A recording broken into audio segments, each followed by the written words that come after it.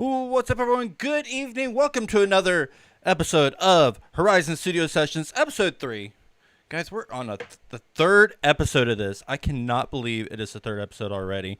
And, well, we've got an amazing show set up tonight. Extra long, by the way, because we have not one, but we have two guests. And so I made the decision. We're going to extend the show about 30 minutes roughly, so that we can give them the time they need. But before we get to that, let's get some business out of the way. First of all, we hit our 7-year anniversary this week.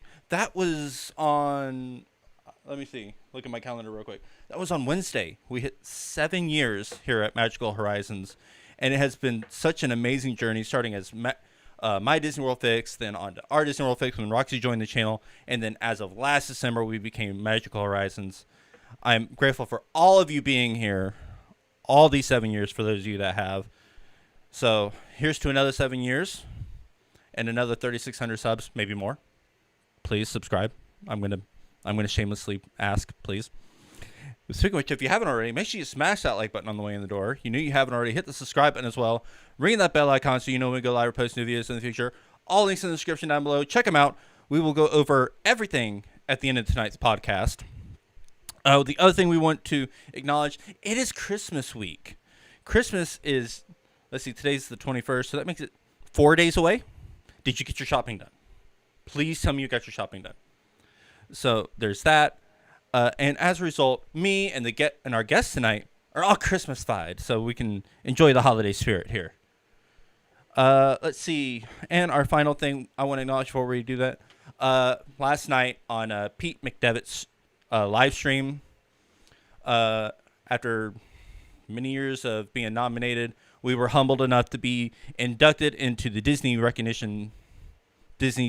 YouTube series. I forgot the Disney YouTube Recognition Series as the male and female tree from Flowers and Trees. I forgot the year of the cartoon, but it was a silly symphony in the 30s.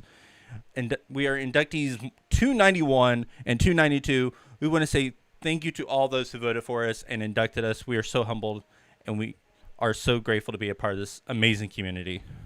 So let's move on. First of all, let's say a quick hello to everyone. We got Diz Magic Moments. That's Shift. We got Mitch. We got Leo. And I'm sure more friends will pop in as the night goes on. But let's talk about tonight's guests. Tonight's guests are Adam and Joe. They are business partners and co-founders of an upcoming app called Single Riders. Adam is a moderator for channels within the DSN, DVC holder, and Joe is a TikTok creator with over 13,000 subscribers, and he posts about various things, including Disney, WWE, and just generic comedy skits. We're going to get to know them, so let's bring them in. Ready, guys? Yeah. Yeah, let's do this. Let's go. There they are. There they are. We got Adam on top. We got Joe on bottom. Hey, guys, how we doing tonight? We're doing pretty good. I'm excited. Yes, very excited, Aaron. Thank you for having us on. All right. So, I don't know. Lawrence is here. So, I see Leo Epcot fan. He watches the stream I moderate on. That's kind of exciting. yeah. I see him.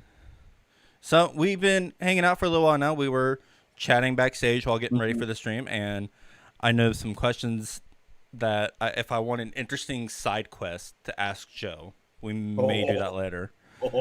Not on the list, but Not on the list. because I love surprising people. But what do you say, guys? You want to hop into it? First topic of the night? Absolutely. Yeah, let's do this. So as you know, here on Horizon Studio Sessions, our first topic every other week when we do this is an interview of our guests. All right, guys, you ready? Yep. I'm ready. All right, we're going to start with the question for both of you. How did you each first end up spending so much time in the Disney space? Ooh. Adam, you want to go first or you want me to go? I grew up in California, so I've been to Disneyland a few times growing up. And my first time in Disney World was around 2014, but it was really COVID where I started watching live streams and really getting to watching, people going to the parks every day, and it just got into the community of Disney, and it was just really fun. So there was a few things that I got into. So yeah, that's how I got into it. Yeah, no, Yeah. I mean, I think I went to Disney twice when I was a kid. I didn't grow up near Disney. Um, I vaguely remember staying at the Polynesian at one point, but that's about it. But I moved to Florida for the first time in like 2015, and the proximity to Disney was kind of there, and so I finally started going in like late 2015, and I was sold. Like the Hmm. moment I turned the corner in Magic Kingdom and saw the castle, I was like, "All right, just take all my money. This is it. This is what's happening." See, that's one of Swipe. the that's like the best part about going to Disney though, especially as a pass holder now. Mhm. One of Of my course. favorite things to literally go in the confectionery, get yourself like a cupcake or a treat or something, get yourself a Coke, grab a seat on Main Street, and you watch all the first time tourists turn that corner and see the castle for the first time. It is an amazing sight seeing them so Magical. filled with joy. Yeah, the magic of people watching and seeing their magic is Mhm. some of my favorite things to do in the parks. Yep. Which feeds to my philosophy. You don't always have to be go go go at Disney. Sometimes there's joy in just No. enjoying the atmosphere. Exactly. Exactly. I don't like being go go go. I like to just kind of go with the flow. Have a somewhat of a plan of what rides we're gonna go on. Like Guardians, the fun ones, Mhm. and just at the end of the day, probably go take a nap because walking 20,000 steps a day is tiring. Yeah, See, oh god, yeah. I haven't gotten to know them that long. Adam and Joe and we just met, last week. Mhm. Well, obviously Adam and Joe have known each other a while, but I Yeah. met them for the first time like a week and a half ago, and that just seems right on par for Adam and what little I know about him. He would find a spot, probably in the Storybook Circus, and just crash. Yeah, yeah, I'm I definitely a crasher. I That's for truly sure. think that his crash spot is, in Tomorrowland, between Carousel of Progress and like the Tron or like Space Mountain, but the little bathroom Yeah. section where there's a little walkway. That's I where the think that he would, donuts are. yeah, where the donuts are. I think that he would grab a donut, he would eat, and he would fall asleep there. Those twist donuts at Joffrey's. Every single time. That's always a snack I get. That's like Yeah. if that's the one snack I always have to get is those twist donuts. They're so Absolutely. good, but sometimes they're out. So sometimes you go there and Womp womp. just a disappointment because everyone loves them. But yeah, All that's right, one spot. Joe, you get the next question. Joe, this one's for you. You post about Disney, WWE, and comedy. What made you comfortable mixing those worlds instead of staying in one lane? So initially, I actually did start posting about Disney. Initially, started posting things that I thought were funny, and that would make myself laugh. That was my initial idea. And then when I really started to ramp up my ideas with Disney is when I really started to the things that I love were some of the things that I started doing with Disney. I was like, you know what? I need to be me. I want to be me. That's my idea. Yeah. Well, There. I think we caught all that. You got a little robotic on us, but Yeah, I know. I don't know what happened. see, now he's fine. And now Now we've I'm lost fine. him. This is weird. I saw Hatbox you Ghost. froze for a second. Yeah. So anyway, Box Ghost. Oh no. oh Huh. boy. Hey guys, I'm here. long Technology, right? story short, he wants to be himself. And as for us on this I want to be channel, myself. Yes. for us on this channel, we have this long time motto that goes back from before COVID when we were hanging out with that crazy Disney lady. It's live, y'all. It is live. I don't know what happened. Now it's not robotic. No, you're good. No, you're not robotic now. Do you want to try saying your answer again, and I can just cut around that? Yeah, for sure. I mean, essentially, I started just posting about comedy stuff and wanting to be funny and saying things that I thought were funny. And then eventually, once I started going to Disney more and more, is when I started posting content about Disney because I wanted my TikTok and my channels to be about who I am, and Disney became part of my lifestyle. So that's why I just started posting about that, and then same thing happened with WWE recently when I first started watching it at the beginning of this year. So we will go off script for a second. How long have you been watching WWE? Did you just say you just started watching this year? So I started watching this year at the Royal Rumble. I was bored one Sunday. I had nothing to watch, nothing to do. So I looked at Peacock and I saw, look, 4.5 hours of WWE. Let's check it out. And after the Royal Rumble, again, I was just sold. I'm like, all right, I'm all in. I'm gonna start watching it every single week. And here we are, 12 months later, and I went to John Cena's last match. So do we want to talk about how long I've been a wrestling fan? Long story short, all my life. I grew up with it in that household. That's fantastic. All right, Adam, your turn. Yes. We are going to talk about, you spend time around Disney-focused online communities. What's something you've noticed that most people don't think about? It's something they probably think about, but they take for granted, in my opinion, is how accepting the Disney community is. I think people understand that Disney is all-encompassing, but I don't think they understand how even on a bad day, you could just come into the Disney community and even for a couple seconds to be like, yeah, I'm having a crappy day, guys. And everybody was just like prayers, or my favorite is pixie dust for hope you have a good day. And it just, even for a minute, you just don't feel bad or sad for that little bit. That's why I love the Disney community so much, is they are as accepting as you would think. Even though they might not seem that way.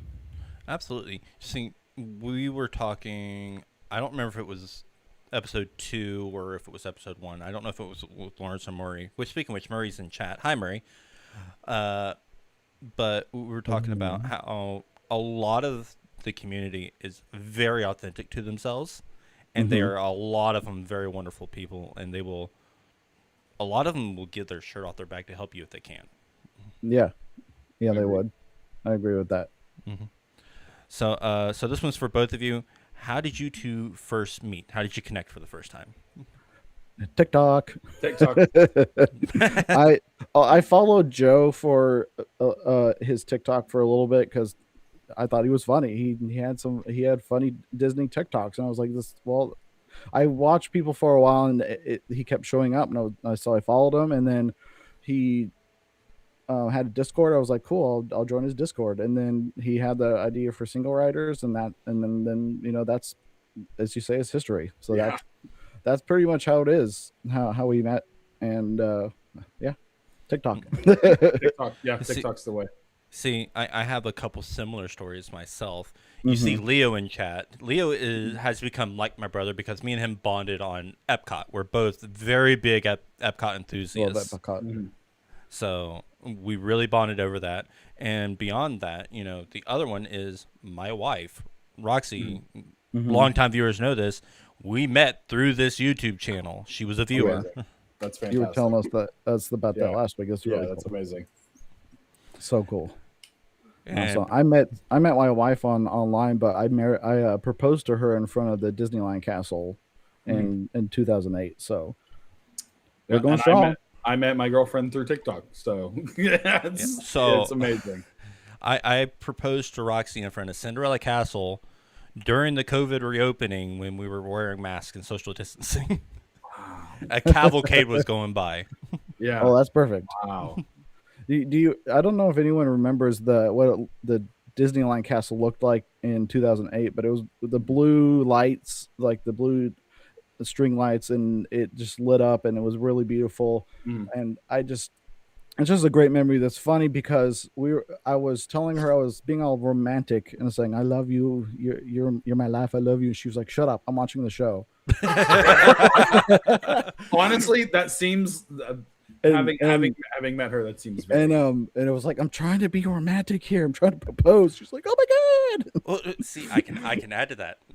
The day I proposed, I'll admit this, Roxy knew that I was going to propose. She just didn't know how or when. It was my job to surprise her somehow. So what I ended up doing was a scavenger hunt, and I kind of spaced it out throughout the day so that we would. That's cool. We started at breakfast and we finished at sunset in front of the castle. Oh, that's cool. That's And cool. by about there was 7 clues total. By about clue 5, she's just like, "Will you shut up and let me enjoy my park?" To this day, she hates the scavenger hunt, but she loves how I proposed. Oh, that's sweet. If I should just say the word scavenger hunt now, she'll just say, "Don't you even." No. Stop it right now. Stop it. Stop it. Stop. I was right now. I was sick for the whole entire day, and magically, for some reason, after I was proposed, I was fine. I don't know how it happened. I don't think it was the proposing that made me sick. I will deny it to this day, but I don't know what it was. I mean, who knows? I mean, it was a stomach bug. That's what I that's the story. That's the story we're going with. Yep, that's what I'm going to go with. And here's the thing: I did not plan the cavalcade. That was not planned. I was going. It was planned. No, but I was gonna called up the mouse and you were like, hey. I was gonna propose in front of the castle, and it was gonna be this wonderful thing. I had this speech planned in my head, and then we got there, and the cavalcade was going by. It was too loud, and I just like screw it, and I just outright said it without any of the speech. Will you marry me? That's great. Will you marry me? Yeah. And of course, just through the mask. So it's already muffled to begin with. Sure. Yeah, that was fun. Going to Disney masks. Yeah, it was especially somebody with, because obviously we're all facially haired here. The beard hanging out of it was like such an interesting experience at the parks, because you're like constantly breathing, obviously, hopefully constantly breathing. But it pushing all the air into your glasses and just leaving the line in the beard. Oh yeah, it was exactly. See, y'all have longer beards than I do. I can't imagine what it was like combing that line out at the end of the day. It didn't go away for 2 years. Yeah, I don't remember how long my beard was during COVID, but yeah, it was annoying. Yeah, it literally it got to the point where my hair started growing with the wave. To the point where 2 years after we unmasked, it finally, I was able to, and I literally had to use a beard straightener that I still have to this day that I'll use on special occasions to straighten it out every day and like condition it and use oils and stuff to finally get the line right here around out of the beard. Mm-hmm.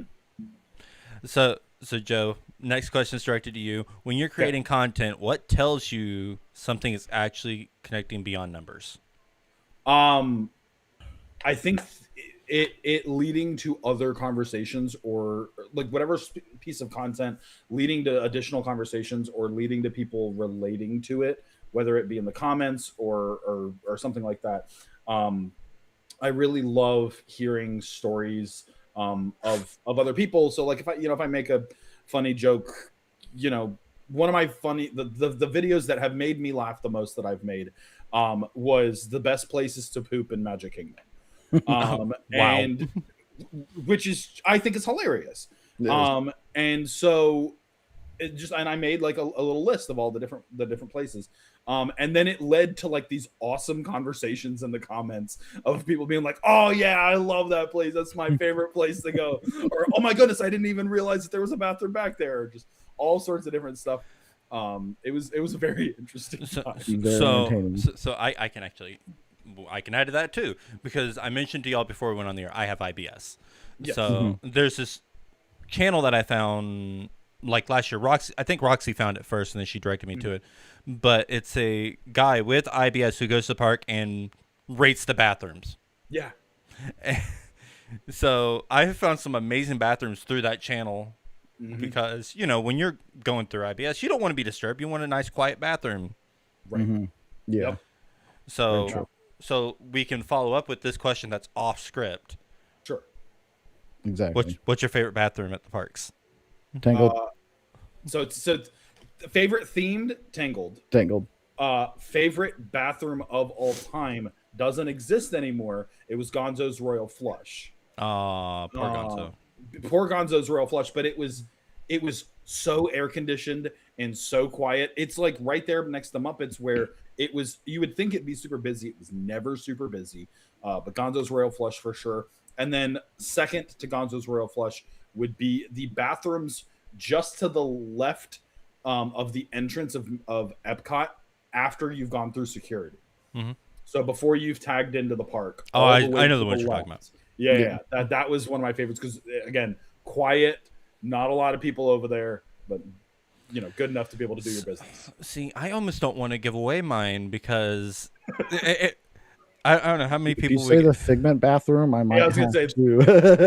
It's the Figment bathroom. Yeah. Stay away from my real one. DVC bathroom upstairs where the DVC lounge is.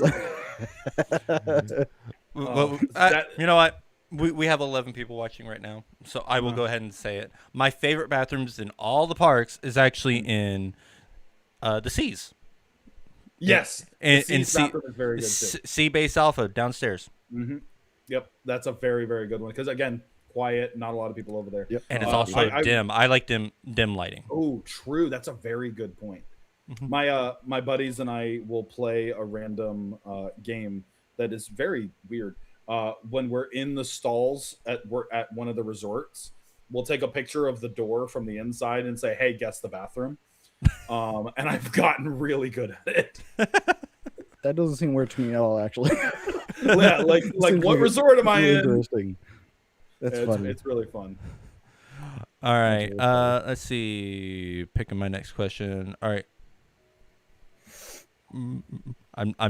So the questions, I have a list of them, and I'm just like picking and choosing. So I'm not like going down the list or anything. So we'll do this one. Adam, what made you think, yeah, this is someone I could actually build something with? Well, one thing I'm glad is he needed a programmer, so I was like, yes, this marketable skills, and two, he was an approachable person. It was the first interaction was like, hey, can I help? And he was just very welcoming. He wasn't difficult about it. He's just easy person to work along with, and he's funny, and you see what you get. I mean, if you talk to some people and then they're a little bit different away from the camera, that's not Joe. You see what you get, guys. And that's another thing about Disney Community, like you see what you get, and with most of the Disney the streamers, and that's what you get with Joe. So that's one reason, a couple of reasons actually. So yeah. All right, Joe. Same question. What told you this partnership made sense? I'm trying not to cry. That was a beautiful answer. Tissues? Yeah, no. Chip and Dale are helping me out. It's okay. Yeah, I don't know. I because like, again, the fact that I've been a content creator for a while, and I love building the community and stuff. And so yeah, like Adam and I became friends first, which was, I think, really important for our partnership. Realizing that this is not just a business transaction. We are friends at the end of the day, and we're trying to build something together. One, sure, for the business, but also because it's like something that we both truly believe in. And so when I came up with this idea, a while ago, and for the longest time I've been trying to find somebody. And when Adam was like, "Hey, that I can help with this," and I was like, I was so excited because we had already had that friendship previous. So that's why I think is what's really, really strong about our partnership, for sure. Well, that's good. It was very nice. I think I got tissues over here. I have a towel just out of reach. I don't want to go. Oh, thank you. Appreciate that. There you go, guys. Yeah, I've got mine right here. Thank you. I don't got anything. So we're gonna get into single rider as an app in the next topic, but I want to know, was there a moment that y'all were working on this and y'all had a disagreement on a aspect of the app, and you're like, this might not work, but you kept pushing through anyway? No. We Not don't yet. have major disagreements. We may have some every once in a while, be like, maybe let's well, we have open communication. I might say like I don't like this, and he'll be like, cool. I want to be behind you 100%. He might say I don't like this. Cool. I'm behind you 100%. So it's it's been really easy to work with Joe. Yeah, It's I really agree. simple. I think because of the fact that we have the same idea for Hmm. everything, and we have the same goal. But again, with us being friends, like we can have that conversation, that tough conversation of, hey man, like I love your idea, but I think it'd be better to do it this way. Um, and we respect each other enough to not be like, no, my idea is better, like anything Yeah. like that. We haven't, and we've even talked about it Hmm. when when one of us brings up an idea that's different. I'm like, oh, actually, that's a great idea. Let's do that. You're like, God, I wish we would just argue about this a little bit. Like, I wish this was more difficult because we really do. Just I think it's two sides of the same coin. Yeah. Well, that's good because I we've seen it's kind of a trope. A lot of friendships can get ruined through business relationships Hmm. mixing in. So let's. I'm trying to extend this a little bit so we can fill our time going Hmm. off script. So Adam, let's talk to you. You are a moderator for a few channels. Which channels are you moderating for? I mod for Ear to Ear Magic. It's just one channel with Just one. Chris Edwards. Yep. Hmm. I've met And I Chris a few times. He's a good guy. Yep, he's nice. Also do his website too. So work Oh on yeah, his you were website. telling me about that. Yep. Hmm. So you have web development skills. Yep. Yep. Oh yeah, Tell me about that. Programming. I do it all. I do a lot of programming stuff. he's smart. I'm. He Joe keeps saying that like I know he's our I'm tech genius. That's yeah really what it I'm is. super humble, so I always think there's always ways to improve on everything. So he says I'm a genius. I'm like, it's really just, it seems to me sometimes that anybody can do this, and people tell me he's like, they're like no, and I'm like, oh okay. Sure. um but yeah, I mean, like, I do it sometimes, like really hyper focus on things. So so like my web development skills just come from the years on MySpace Yeah, and same. that did help. Wikipedia and That did help. then self teaching beyond that, so I can like do Hmm. like moderate level HTML and CSS, but Yeah. I haven't got any JavaScript down or jQuery or anything like that. So I Yeah. tried. So when I initially started the project, to something years ago, I was like, all right, I can't find anybody. I'm gonna have to do it myself. And so I tried just to like learn how to code, and I like started doing like a code boot camp or something like that, and I got lost. I got so lost as to I got to the hello world, and that was it. Like I couldn't get past that. So like I said, when I say that he's a tech genius, he truly is. At least having seen the stuff on the back end is amazing to me. But I can't fathom how to have that level of knowledge to do what he does. yeah. So. I do my One best.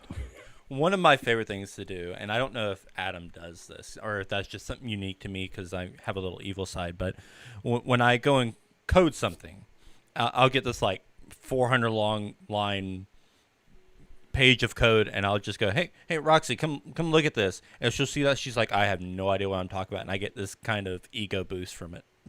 Hmm. I sometimes in the past, Samantha was like, talk to me about code. I'm like, you're just trying to go to sleep. You're just trying to put. I'm just trying to put. I mean, and she likes to hear about my job, but it can get very technical, and it can get very boring, and it can put people to sleep. So if I put your audience to sleep, I apologize. If you see Z's in the chat, I'm so sorry. I'm sorry. So then I have to ask, Joe, have you ever called Adam and said, hey, I can't sleep, talk to me code? No, I have not. Oh, that's a good idea. Yeah, I did you have should. trouble falling asleep last night. The problem is that Adam doesn't answer the phone. So Oh, he probably he's that friend. yeah.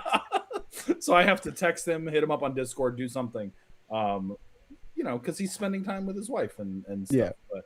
But he probably wouldn't answer the phone. or my phone's on silent. or that too. Best way to text me. You just So text me. my best friend in the world, we met online through Wikipedia because I was a Wikipedia editor in the What? past. That's so cool. Yeah. And so he lives in Ontario, Mhm. and so I'll text him something, and he'll read it, and respond in his head, and thinks he actually responded. And then I'll see I was left on red about 2 hours later. I'm just like, I'll be like, James, I cannot read your mind. You have to actually type your response. I've had that situation with Adam quite a few times actually. Oh, sorry, I thought I responded to this. Yeah. From your friend's perspective, we looked at it, we thought about it, and then we either got busy doing something else, or we're just like, Squirrel.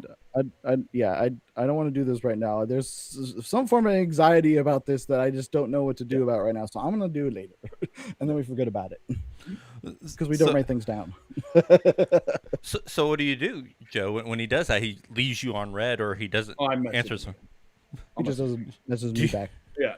Do, Hey, do you, buddy. Hey. hey, I was talking to you. Hey, Yeah. pretty much, right? Pretty much. I'll answer eventually. Oh yeah, he does. He does eventually get there. I'll get a message. At like 1 p.m., 1 a.m. in the morning when I'm Yeah, just be like, oh, dude, I'm so sorry. All right, that's a good interview, guys. Yeah, Lots of this is fun fun. stuff there. So This is fun stuff. let's move on. Let's talk about your app you're working on. We'll establish this up front. It is still, I would you call it alpha stage or even pre-alpha right now, because there's no visuals. Still- Correct. Yeah, we're still in development of it, Mhm. and hoping for a beta launch in spring of next year, in 2026. Yeah. Okay, so I don't know which one of you want to field it first. Just give us a basic overview of what this app is supposed to be. I'll Go do ahead, that. Joe. Yeah, so Single Riders is a Disney adult and other theme park enthusiasts dating app, while also having a friendship side as well. We really want to have a community, but a kind of a way of people who love theme parks, specifically Disney, but including literally all of the other theme parks. A way to find people that share that same enthusiasm for the theme parks, for Disney in general, to be able to meet other people that really share that same experience.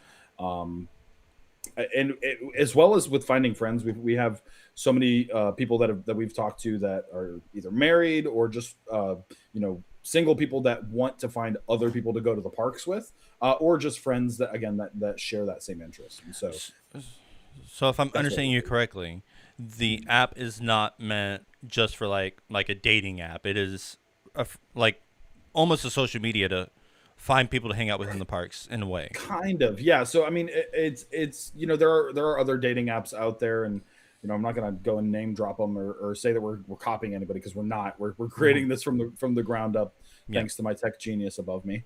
But yeah, it's essentially it's built like a dating app where you can then meet people and match with people, and begin your conversations that way. But we will have a side of the app that is specifically for dating, as well as a side for people that are looking for friends. We're also hoping post launch to have like a friend group section, an event section, that kind of stuff for people to do meetups, or whether it's in the parks or outside the parks, and doing everything like that. So that is not for our beta launch, what we're going to be having there, but down the line, roadmap wise. Okay. But yeah, we're going to have, again, community building, and the dating side as well. Okay.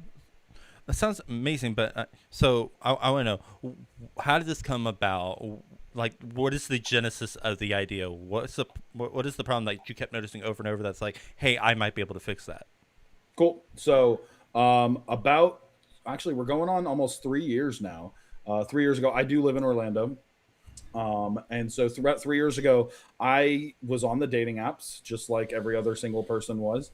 Well, not every other single person, but you know what I mean. And I got stood up on a date. And I did what any other, normal Disney adult that lives in Orlando did when you have a free afternoon. I went to Disney. specifically Hollywood Studios, and I began drinking because that's what Disney adults do when you have a free afternoon. Is you start drinking in Hollywood Studios. And I was just kind of sitting there. I was like, man, like, because I always felt like I was judged or not really understood for my passion and love for Disney. And whether I felt it or I was straight up told that, I like Disney too much or I go to Disney too much. And so, yeah, I was like, man, look, we really, really need a place to go and meet people that love Disney and share that same passion. And so I, being in my content creator brain, went and grabbed another drink over at the Hollywood Brown Derby, sat outside, and I made a TikTok about it, just talking about how, like, man, we really need a place for this. And that was my first viral TikTok ever. It blew up. People were like, holy moly, this is such a great idea. Like, please, we need this. We need this. We need this. And that helped my channel grow quite a bit because of that. And then took about a year and a half or so of consistent growth of me just making a few videos here and there about it, but not really knowing how to code and struggling to find somebody to help me do it. And then eventually I met Adam, and we've been working on it for almost a year now, Adam, if I remember correctly. Yeah. So yeah, we've been working on it for almost a year now, and we're really excited. It's super exciting to finally see this dream and this baby of mine come to life almost 3 years later. I bet. So how y'all came to be on the show tonight? I'll give a little bit of insight into this because this goes into what you were saying about how enthusiastic y'all are. So I went into the DSN Discord. This was like after the first episode. I'm just like, okay, so now I need guests if I'm going to make this a series. So I literally went into the Discord and I was just like, hey, anybody want to come on the show? I'm starting this new podcast. I need guests. And I forgot my exact wording. And Adam was one of the first one to pop up. And when he signed up, one of his first messages to me privately was, can I bring on my business partner? Yeah. Adam is we're both obviously so excited, and every chance I have I will talk about it to people, whether they're on social media or not. We end up talking about it because we're just so excited and have all this passion that I wanted to get out there and people talk about it. All right, so what was the epiphany moment? Like, we have something here. What was that moment for each of you individually? Or did it happen at the same time? I think it was when I heard of it the first time. I've always wanted to build an app, so I just thought it was a good idea. And I was like, I really think I could help. And that's when I first messaged Joe. And there's apps out there and websites for lots of dating cultures. I think Christian Mingle is the one that pops into my head, the first one, every time I think about it. So it's like it's not unheard of. People have done it before. So it, to me, business wise, I was like, yeah, that it seems like this would work. And also, it's just wanting to bring that community together. I think that is the core reason for me, and I know for Joe that we're doing this is for the community. And this, I think Joe will also agree with me on this. We wanted to get social media going, and he did one post, and it just one or two posts, right, Joe? How many posts? Yes, I mean, for my answer to the question would have been is what Adam's exactly talking about. Where, like, Adam's job obviously is the programming part. My job is the marketing and the filtering through ideas and other stuff. But so my thought process was like, all right, cool. We're probably 6 months to a year out from launching. So what I'm going to do is I'm going to create a social media account, and I'm going to start trying to drum up interest so that can help us lead to launch and being ready. And so Adam and I figured out exactly what we wanted to be. We figured all that stuff out. And then I go and I make the first video, and it goes viral. And then I see myself on the news. and I see myself in all these different blogs. Yeah, there were like the New York Post reached out to us, the Daily Mail reached out to us. We were on the news. We asked to be interviewed on the news here in Orlando at Fox Orlando. Mhm. We were interviewed by the largest morning show in Australia live. That's Really? crazy. Yeah, Yep. yeah. This was back in July, I think, or Yeah, July or August, August, July. Mhm. and it like just Crazy. newspapers like the Nerdist wrote about us, Daily Mail, New York Post, like all these massive publications are writing about us because of, and also all the Disney bloggers. It started with the Disney bloggers and it just kept going more and more. Yeah. And it was insane. The response was just an immediate yes, please bring this. And so that right there is my driving factor, is knowing that we're helping a community and we're helping people Hmm. that have been wanting something like this for a really long time, and we're giving them that place. We're giving them that place where they feel like they belong and they feel like they can truly be themselves. That's what's really important for me, and what's really driving us, me, but us, Yeah. to really kind of bring us everything together. Yeah. So one thing I noticed, I got 2 points here. So Mhm. one thing I noticed is you mentioned the TikTok. You started the TikTok for the app. I Mhm. went looking at that this afternoon. 5,300 followers, and every one of those videos is just you talking about the app, more or less. Yeah, Hmm. because we're our biggest idea for the social media is not just, hey, we're an app, come follow us, come, give us your money, or whatever. That wasn't our idea. Yeah. So our idea for the first video was, hey, we exist. Basically was the idea for that video. But the rest of it is we're essentially crowdfunding ideas. Hmm. And it sounds weird when you say that, but we really want our app to be something that people want to use. So we're saying, hey, what kind of features are really important to you? What kind of filters are really important to you? What do you want your profile to look like? And so that Hmm. we can provide that to you. And so we're using our social media to get those ideas from people. Hmm. I just smacked my microphone.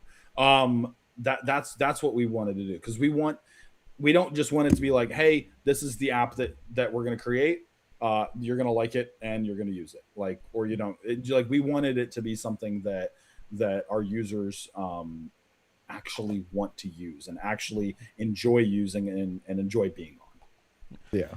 Yeah, you mentioned the community having a place where they feel like they belong, because it is very popular in social media as a whole right now to put a very negative light on Disney adults. Correct. Yeah. So Yeah, they do. so so what do you have any aims in, like, disproving those stereotypes with that, or just giving like a safe space, or It what's the goal in regards to I that? think at least my experience, especially being a content creator, um, I don't care about what people say. Hmm. And so I think that the best way, instead of trying to fight back against them, against the people that talk badly about Disney adults, is just to be like, cool, I'm going to be myself over here. If Hmm. people like being myself, you guys can come on over here. If not, that's okay too. And so I think that's, like you were saying, of like just being like creating a safe space, or however you want to put that. Hmm. Essentially, we want a place that people can be themselves without fear of being judged Hmm. about that, because that was one of the big things that I noticed being on the other dating apps is, especially in Orlando, some people love being at Disney, or going to Disney. Some people love it being in my area, or even when I was living in Texas, it was the same thing. Like, some people like Disney, sure, but if I'm like, hey, I like going to Disney a lot, I like watching the movies, I, wear shirts and all that stuff, people are like kind of put off by that. And I don't want to lose the potential for, finding love, or finding friendship just because of that. So we want to be able to have people have a place where they don't have to worry about not being themselves or hiding something. And so that's why we're creating single riders. Yeah. All right. So so the safe space, you want people to be able to feel safe, to be themselves more or less. Yes. Is this more or less this is what you're wanting the application to feel like too? Am I Mhm. correct? Absolutely. Yes. Yes. So you said how long y'all into develop now? About a year and a half is what you said. About a year of full development. It I about think a year and a half ago is when Adam was like, "Hey, I would love to help. I don't have the time right now." And then about a year ago, I think, yeah, coming up in yeah. December is when he was like, "All right, cool. I have time. Let's get this done." Yeah, I think last February is when was our first like our meeting. We met and we're First like, business we're meeting. this Yeah. is what we're doing. And we started writing things down, coming up with all the things we needed to do for the app. And I think I Yeah. started coding probably a month or so after that. Mhm. Um, a little bit here and there. We both have full-time jobs, so I'm only able to do an hour or so a week. But that's when I started doing an hour or so a week, like scheduling time during when I get home or during a day that I can work on it, and on the weekends. And yep, so probably like 9 months Yeah. of uh, of real time, and I don't know how much of actual time, but yeah. Yeah. So it's been almost a year. Okay, so like you said, it's been about a year, Mhm. and of course, this is still your in development IP, so y'all are always free to decline answer any questions I ask if you're wanting Hmm. to protect something. But what early lessons did y'all do in those early stages? Like, what did y'all learn that maybe we shouldn't do that, maybe we should do this instead? So I mean, I think because of the fact that we're really, really open with our community, Hmm. and the people that we follow, or that follow us on the social media, one of the biggest things that has been asked is like safety, wanting to Yeah. make sure that everybody is kind of protected, whether it's running a background check or anything like that. We still have we that part we're still figuring out, but I think that was something where I was like, okay, all right, this is something that we need to focus on, which is why I think that it's really important that we are um, so in tune and so in close communication, essentially, Yeah. with our users themselves. Is I don't think that we're going to be ever be putting something up that people aren't going to like, because we literally have a list in our development schedule based off of the requests that we have from our users Hmm. of, hey, we really want this to happen. Okay, cool, that's what we're working on this week. Hey, we want this to happen. All right, cool, that's what we're working on this week. Like, that's what we have going on. Yeah. Well, yeah. So again, feel free to reveal as much as you want and keep a secret as much as you want. But what features are you looking to have for people like sell me your product more or less? I'll let Adam take that. He's the So feature guy. I think the one important part of the app that me and Joe are trying to focus on, and we talk about a lot, is having not having surface level profiles. We want more than just the picture that you see when you're swiping or you're looking at someone's profile. We're gonna have the normal stuff like were you are you close to this person, if you want to show your where you are, you know gender, and this is what I'm looking for, this is my interest, and things of that nature. But eventually, um, we want to have we want something deeper than just who you are on paper, Mhm. because I think that's one thing on dating apps that from what I understand, I have been on a dating app for 17 years. From what I understand, that's one of the hard things that you don't when you go see the person in person, is they're not the person that you saw on the app. So, and that's hard. That's hard to do. It's something that we are trying to. That's why we're so transparent with the app. Is that when we come up with an idea, we try to go to our user and say, "This is what we're thinking," and Mhm. then for a way off, they're like, no, that doesn't make any sense. And then Yep. we're like, cool, thanks for telling us that. We appreciate the feedback, and Mhm. we'll adjust. So Yeah. that's what. So I'll give one example of that. Okay. So Adam and I were talking about a potential, um, signifier or some sort of something on your profile that says, hey, I'm going to the parks on this time, right? Mm-hmm. Or I'm going to the parks on this day, or some sort of signifier saying, hey, I'm currently in the parks. Yeah. And we thought, oh man, that'd be a really cool thing. I'm sure that people would love, especially on the friendship side of being like, hey, I'm going to the parks at this time. You're going to the parks at this time too. Let's be friends. Like that's a potential thing. In our heads, we're like, hey, this is a great idea. And then we put that out on social media, and everybody's like, this is a terrible idea. Yeah. This is so bad. Safety. This is such a safety issue. This is not a good idea. And we're like, again, Yeah. seeing it from a different perspective, we're like, we didn't even know that. Had we not been so in tune with our users and open with communication, that could have been a potential safety issue. And so that's why I love how that is, or how close we are and open we are, because we had no idea. Like from our perspective, we thought this was a great idea. And it definitely was not. So that's one of the things that happens a lot in life. Ooh, I really think this is a good idea. I'm really gonna roll with it. Then you tell someone else about it, like, dude, that's a terrible idea, and they make you see it from a different perspective. Exactly. Yep. So you said you mentioned you've been getting a lot of the feature ideas from your users. What are some of the top requested features that you have received from the users? Let me see if I can pull up my list, because I actually have He has a specific list. I have an Excel. The master list. I do. I literally do. And so I had what changed our direction for the app the most was it originally was just going to be a dating app. That's what it was going to be. And then once we did a few social media posts, there were married couples that were commenting saying, this would be great if we can find like another married couple and meet up on this app, and then, schedule an event, or maybe this, get to know each other and meet up in the parks from this app. And we're like, you know what? That's not that difficult to do from, going between dating and just, having a way to meet a friend. That's one big direction change that happened, I think, was not just dating. It's a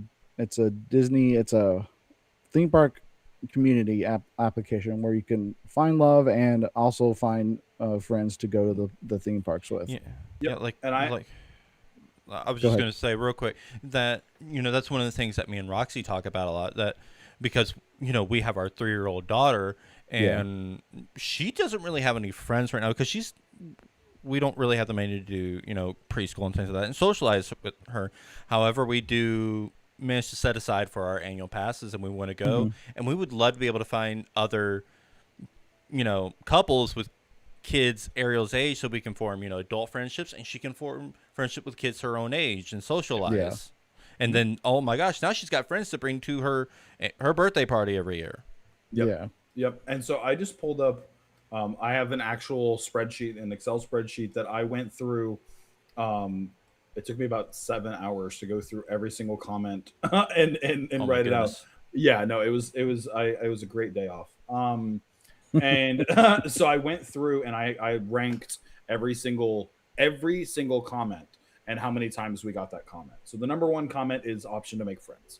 Obviously, that was the biggest thing, to have both the dating side and the friend side. The second thing, the second biggest one, I think, here is notification of our events page and stuff that we were talking about. People are really excited about verification of accounts, making sure that people are being really safe, and that who is on the app is who you're actually talking to. That was really important. Waiting to match for messaging, because again, one of our biggest things, I've been on both on many different dating apps, some where you can directly message someone as soon as you see their profile, or one where you have to wait until you match to message. So that was one where people were pretty heavily on the, hey, I want to wait until I match to get a message from somebody. I don't want to do that. And then let's see, what else? What other big ones? Being able to have specific filters for what park you love going to. so that somebody that really likes going to Disneyland is not trying to match somebody with somebody that only ever goes to Disney World, Mhm. or vice versa, that kind of stuff. And then the what is this, fifth most requested thing that we have is making sure that we put this app worldwide and not just in the United States. That is the Wow. fifth most requested thing. We've had, I think I had a list of countries, I can't find it, of all these different requests from different countries being like, please bring it to England, please bring it to Australia, please bring it to the Netherlands. Like all of these different countries of requests from people just being like, I want to be on this so bad. Please make it worldwide, and which is our eventual goal Yeah. to do. See, from everything you described, this app seems like something that's going to be, it's going to take off. It's going to be amazing. So as we come to the end of the segment, I'm going to ask this, and y'all feel free to answer it to the best of your ability, or decline to answer. But what sort of timeline are you aiming for this? Like, maybe it's not set in stone, but it's like, this is our goal. We don't know if we'll hit it. We're hoping for spring 2026. That's Yeah. our goal. Yep. That was our initial announcement, was 2026. We thought that we could go crazy and hopefully get it out before the holiday season this year. And we've pulled back on that because we want to make sure, because our biggest thing is we don't want to just put something out there, Yeah. just for it to be out there. We want it to be good. We want it to be worth it. So we are going to stick with the spring of 2026. Okay. Well, it sounds like an amazing app, and I know I can't wait to see how this goes. Thank you for talking about it with us. Thank you for having It was us. fun. We love talking about it. Yes, All right. that's very much so. All right. So now we're going to get into some of the more fun topics. As I mentioned at the top, we are heading into Christmas week. Christmas in 4 days. So as I mentioned at the top, we're all dressed somewhat Christmas. I know people in the chat have been very much picking up on my sweater. Yes. I'm sorry. Very I much actually so. don't have a Coke right now. I'm drinking a water. Oh, come on. I was drinking a Coke earlier. Okay, all right, that's fine. That's fine. We'll take it. Were you drinking Beverly though? See, here's the thing. I'm not going to say I like Beverly, but I can drink it like easily. It. Okay, me too. But I can drink it easily, unlike Roxy. It's not a problem for me whatsoever. Oh, it's a problem for me, but I drink it every time. Yeah, It doesn't matter. one of my favorite things to do is to bring somebody over there and try it out. It's so much fun. Yeah, I know it's disgusting, but I still every time go. Oh, I'm every time you straight to Beverly. I don't care if it's it's disgusting. Just Epcot 100%. tradition. yep, Yes, it's it a absolutely is. tradition. Exactly. Absolutely is. All right. So I see Leo asked a question. We'll save that for the Q&A towards the end. So let's talk about Christmas at Disney. So Okay. have either of you ever stayed on property during Christmas? I did 4 days ago. Yeah, he did. He came Oh. down. I stayed Oh. I stayed at Kidani for 4 days with some my wife's friends and her parents and her mom, and we saw the processional with the Fonz, Henry Winkler, which was awesome. We ate at the Garden Grill for the breakfast for the dining package. We went to the Christmas party. We saw all the Christmas stuff at all the resorts, and had just had a great time. Had a great time at all the parks. It was so much fun. Yeah, it was. I unfortunately was up in DC while he was here. Yeah. We strangely scheduled that, Fortunate at as the a same perfect opportunity. So I actually didn't get to go hang out with him. But yeah, no, I have never stayed during Christmas. I did get to stay at the Riviera on Thanksgiving, which was amazing. Oh my goodness. Pre-Christmas, maybe. Still part of the Christmas at holiday Disney. season. Yes, still definitely part of the holiday season. Absolutely, 100%. It was definitely Christmas at So- Disney. Yeah, for sure. So we've established we haven't really stayed on property except for Adam, lucky. But we can talk about, we've all been to the parks during that time of the year, though. So for y'all, what makes Disney different, feel different these times of the year? Because to me, it's just an amazing time of year. The castle, although I do miss the dream lights, I'll be honest. Yes. But the projections have gotten better as years have gone on, and still the look of Main Street. So what is it for you? for me, I think it's just the absolute being able to walk down Main Street or being able to go into one of the resorts and see all of the amazing Christmas lights or any of the gingerbread houses. I think because obviously I live in Florida, I am originally from Maine, so I do know what snow looks like. But just being able to, it's almost I wouldn't say reminiscence. It's like a nostalgia thing for me because, I'm in an apartment now. You don't see any Christmas decorations here because I don't have any. But being able to go to Disney and being able to be like, man, I remember what it's like as a 9-year-old sitting in front of the fire and opening Christmas presents. Like it brings me back to that nostalgia. And Christmas is my favorite holiday. So just being able to see all of the decorations and stuff is definitely a nostalgia thing, but it's also it's beautiful. I love it. What about you, Adam? I love all the Christmas trees at the resorts and all the decorations they put up. It's every corner you turn around, there's something lit up, and some Christmas tree, some ornament. The Grand Floridian, the Wilderness Lodge, all their trees are different, and you just go back and you just go and look, and it's so amazing, so beautiful. The gingerbread scene at the Contemporary was amazing. It is every year. Still kind of pissed about Grand Floridian not having a gingerbread house. Oh yeah, but I don't see why they couldn't have. But I guess we'll skip past that because it's the holiday season. We guess we have to forgive them for a little bit, but it's just. And this year, we had 2 people in our party who hadn't come to Christmas at Disney, so that was really cool to take them around and have them see all the Christmas Disney things. And my favorite part is always the processional. I cry every single time.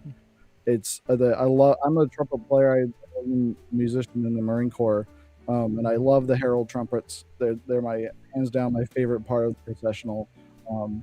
But the Hidden Winkler was awesome. Last year was Whoopi Goldberg. I forgot who I saw the year before that, but if you haven't seen the processional, it's amazing. Absolutely. It is amazing. See, what I can add on to that though is, we obviously we're Disney live streamers. We stream in the parks. We show these things, and you as a moderator for Ear to Ear, they show it too. But I have to say, our camera does not do it justice. No. It's one of the many things at Disney that the camera just does not do it justice. No. Yeah, I used to do live streaming in the parks as well. and the only one that I was able to live stream was the very first Brendan Fraser one. Oh wow! I was there 2 years ago when he did his very first one. And yeah, it doesn't do it justice. It does just the grand scale of everything, all the cast members being able to be the singers and stuff, and I went back and watched the stream. I was like, yeah, this doesn't hit the same as it does in the park. Like, I've met people that don't even celebrate Christmas that are like, we go every single year because it is just so amazing. And what I love about the Candlelight Processional is that it didn't originate here at Disney World. It originated at Disneyland, and they still do it to this day on the Disneyland train station. Yeah. Yeah, I have friends it was Walt's. Yeah, I have friends who go to Disneyland all the time, and they say they love it at the train station. I think they only get it once or twice. I think there's only like 2 shows, and there's a lot more opportunities to see it at Epcot. It was crazy. The line they were lined up at 5:00 for the 8:15 show, all the way to Italy. It was ridiculous. I remember the pre-COVID lines for Neil Patrick Harris. Oh gosh. Oh, that must have been. So when I went for Brendan Fraser, I was in the park. I rope dropped Epcot that day, and I just happened to be near the America Pavilion at like 1:30, and people were already starting to line up, and I was like, "Ooh, I got to get in line," because like if people are starting to line up at 1:30 for like a 6:30 show, I'm Yeah, like, something like okay, it's we got to line up. So we did, and I ended up getting a pretty good seat for it. Yeah. But yeah, it's the popularity is unmatched. I know when I think earlier this year when the Beach Boys were there, and John Stamos was coming with them. Oh my goodness! Like Epcot was maxed out. Like you couldn't get in even if you had a reservation. They capped capacity because it was that busy. And like I've saw the videos of even trying to walk anywhere in World Celebration you couldn't do it. I can't even imagine. It was so hard to walk in World Celebration with Henry Winkler, let alone like Neil Patrick Harris or Brendan Fraser. It's crazy how big those lines get for those, because it's not just for the candlelight procession. Those lines get long for pretty much anything at any of the festivals or anything like that. Yeah, being there at 4 o'clock for a Christmas party. Nah, I'm good. Like you said, going with the flow for being there sometimes, especially living in New Jersey, it's just you kind of have to go with the flow because I want to do a lot, but at the same time, I'm there to get away from get away for a little bit. So I want to relax as much as possible. And there's not always a pull day.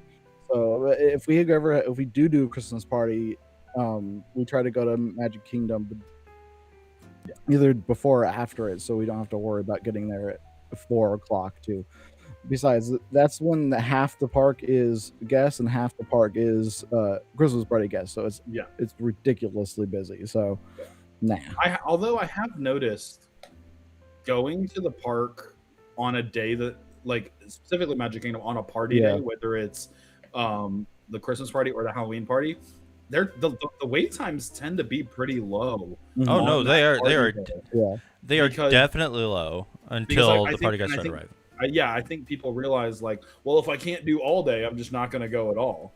Exactly. And so I think which becomes the pass holder trick. Go those days. Go those days. Yes. For sure.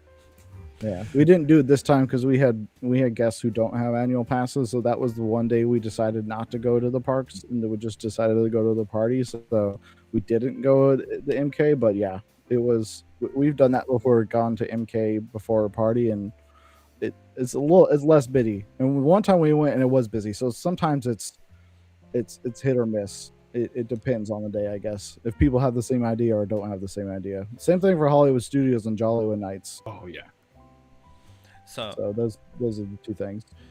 So we spent most of this time talking about Festival of the Holidays, but and Magic Kingdom, but you briefly touched it. There's also Sunset Greetings over at Hollywood Studios, and now you got Magical Menagerie over at Animal Kingdom the past few years. Yeah. So beautiful. I love the Magical Menagerie. The Menagerie is great. Much. And even the nighttime show, now that the park's open while it's still dark because of the time change, the little show that they show on the Tree of Life, it's so beautiful. Like, I'm also of the opinion that Animal Kingdom is a nighttime park, and it should be open later. But I agree. That's just me.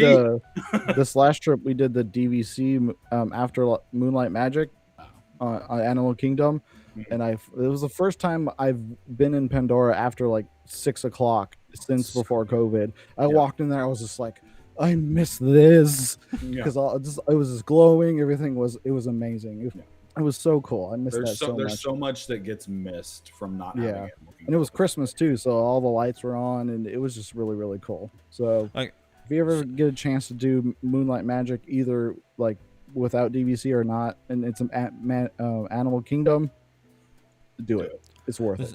So then I have to ask y'all's opinion on this, because this is one of the big changes since COVID. Before COVID, the Christmas tree stroll was its own thing in the back of Disney Springs. It was literally a path with nothing but the trees.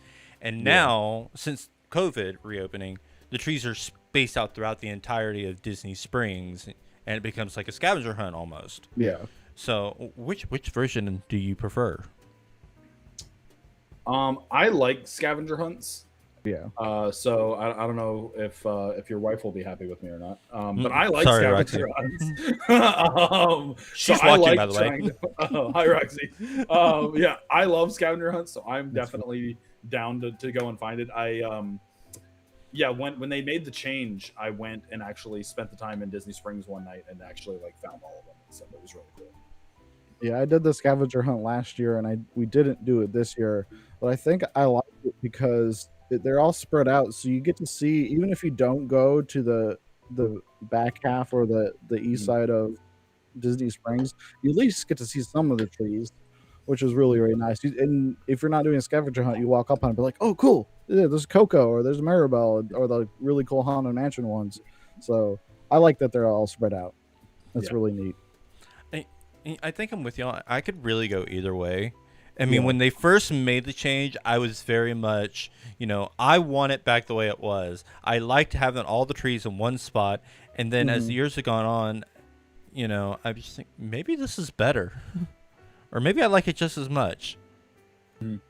I think that we always usually go to the west side, either like um, ride share or drop off. So going to the other side of Disney Springs is not always a priority because that the Disney store is on that side. So Yep. that's what I like about it is you don't have to go all the way over to the other side just to see the Christmas trees. Especially if you don't really want to go over there if you're not going to like the movie theater or the Mhm. bowling or anything like that. So, but but I remember going through it just walking through all by itself, which was really nice because it's all right there and it's just this line of Christmas trees. Yep. It's just Christmas trees and it was pretty cool. I can see why that's cool. That was people would miss And that.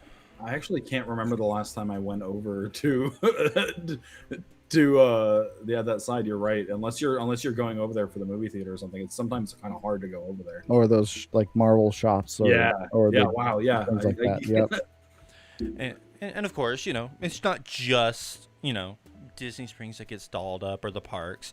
Yep. The resorts get dolled up for the Mhm. for the holidays as well. Y'all have any particular ones y'all like more? Wilderness called- Lodge. Huh? I'm sorry. What'd you say, Joe? Wilderness Lodge. Oh, Wilderness Lodge. That they always have. I don't know why their tree is so much better, in my opinion, than like the Grand Floridian or Animal Kingdom. But I don't know. It just is. I think it's also the atmosphere you walk into in the lobby, right there is just so chill and nice. It just fits that Christmas tree. So Christmas tree wise, I agree with you. I don't know what it is about Wilderness Lodge. It just makes it feel so much more like your old school traditional American Christmas. I Yep. don't know what it is. Yeah.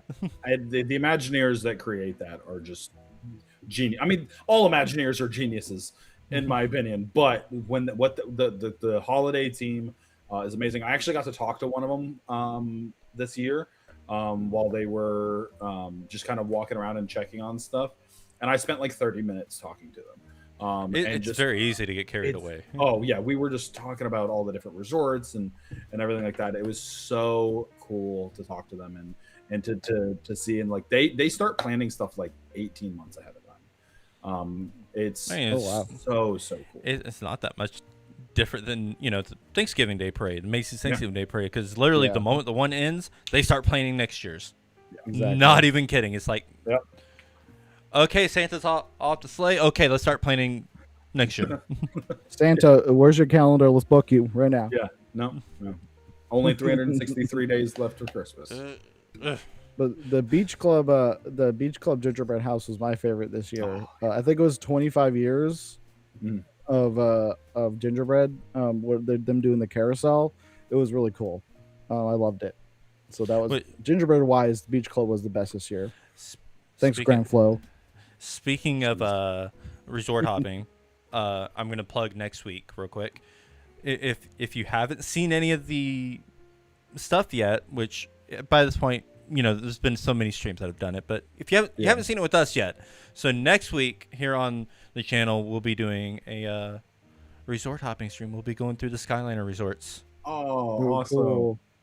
I will say, if you haven't seen it already, the art of animation Christmas tree in the lobby is beautiful.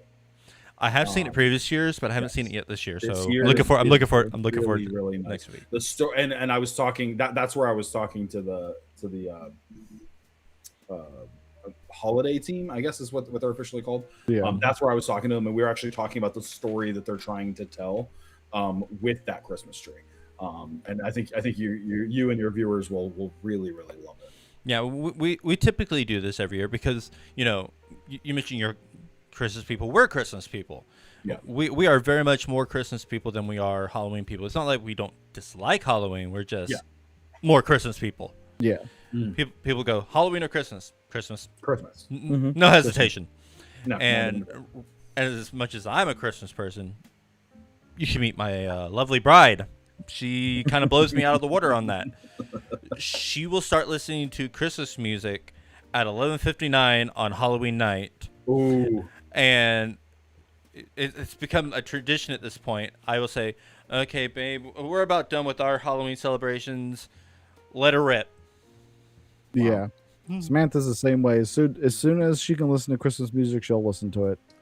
See, I'm very different. I love Christmas, but I hold off until Thanksgiving.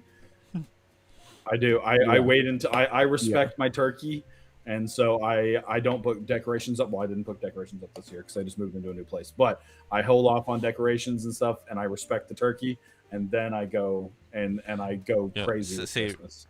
Roxy is literally from November 1st till the day before Thanksgiving, Christmas. Then she'll take 2 days off, say, okay, Thanksgiving.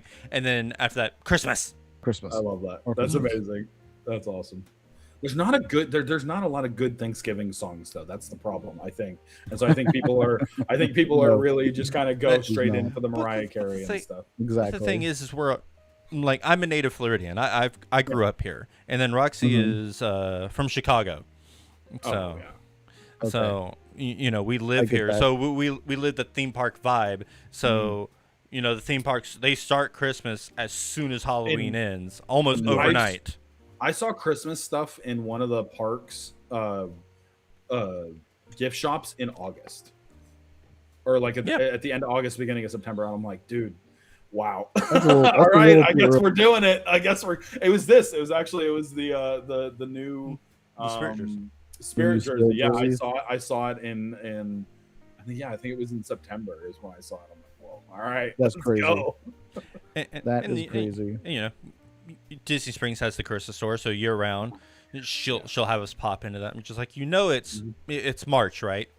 It's literally St. Patrick's Day. She's like, Christmas. Yeah. Christmas. I do love the Christmas store. Mostly, I love the smell of the Christmas store. Oh yeah, absolutely.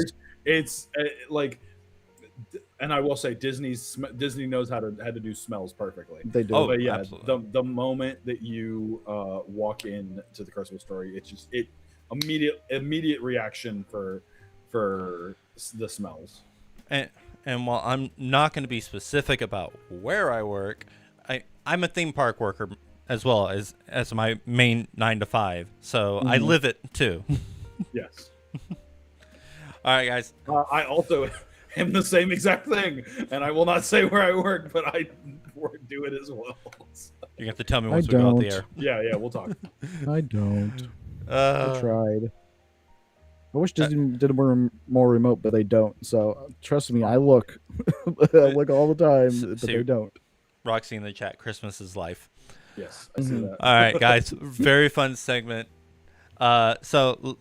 You know what? I like the background music. We'll leave it going for the rest of the show. You all okay with that? Can you turn it down a little bit? Yeah, if you can turn it down or turn the monitor. Yeah, turn the monitor down just a little bit. Yeah, we could do it. We'll do that. Okay. Is that a little better? Yes. Okay. All right, guys. So let's move on to our final topic of the night. Actually, guys, we are doing something new tonight. We have Adam and Joe. They're going to be test guinea pigs. Ooh. They're going to test our new game that we have here for the show. We are calling it In Imagineering's Shoes. So the basic premise of the game is I'm going to give them a scenario individually. You each get 2. and I'm going to tell you a scenario, and at the end, you're going to get a question, and you're going to have to put your pseudo engineer Imagineer cap on and tell me how you would fix the problem. Okay. Okay.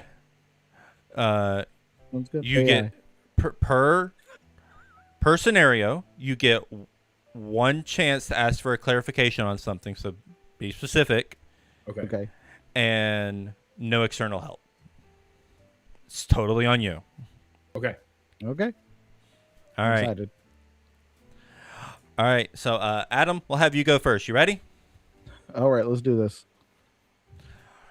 All right.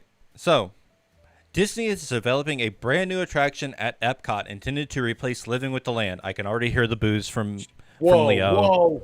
Whoa. Veto. That's my Veto. answer. No. The core theme remains how we grow our food, work with the land, and use innovation to support sustainability. However, instead of a slow-moving boat ride, the new attraction is designed as a modern trackless dark ride with dynamic scenes and more flexible ride path. The planning is nearly complete, the story spine is locked, and the educational content is already built into the scenes. Guests will still learn about greenhouse technology, sustainable farming, integrated pest management, hydroponics, and future-focused agriculture.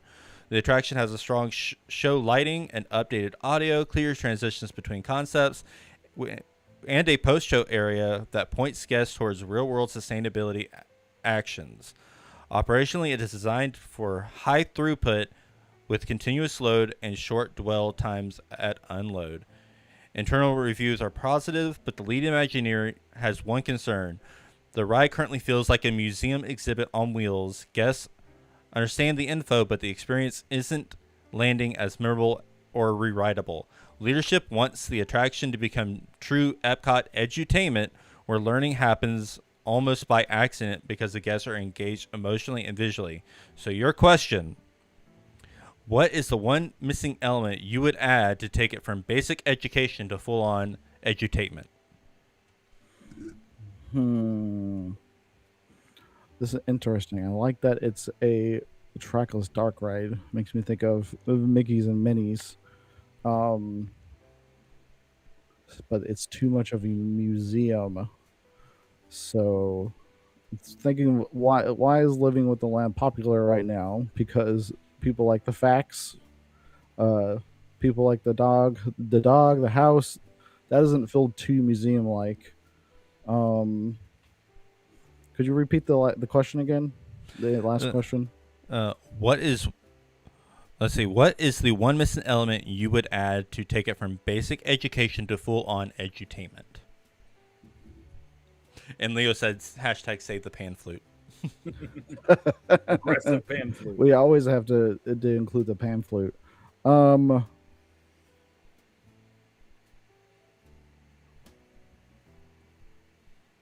I think that, but some of the things that I would like with Living Land was some more up to date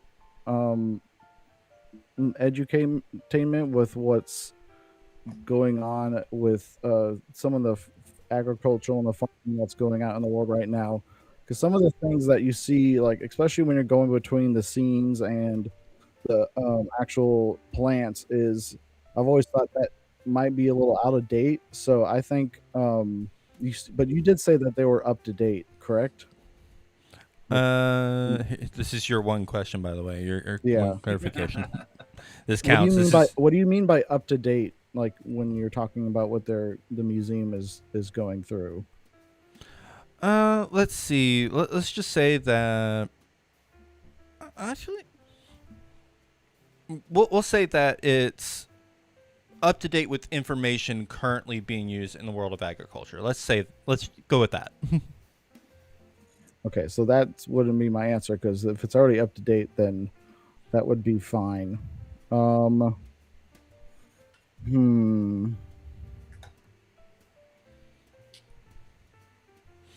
by the way, there's no right or wrong answer here, guys. This is just opinion.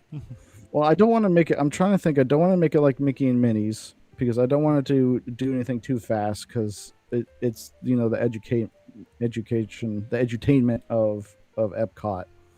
Um, I think I know what I think one thing that would be cool is that we have Soarin' around the world, and I think one thing that would be cool maybe to be added was to add locations around the world that could be added instead of like a museum fill. You would go to different locations around the world, because one thing at end of living with the land that I always am curious about is those pictures of the people Mhm. and where they are in the world. Like I can kind of guess, but I think that would be something that would be cool, is adding at the end of it, maybe meeting those people, like maybe like a holographic of who you would get, someone explaining like, hey, I live in South America, and I think one of them was rice. So we cook rice. We harvest rice. This is how we do it. I I live see in where we're going. Russia, and I this is how I harvest my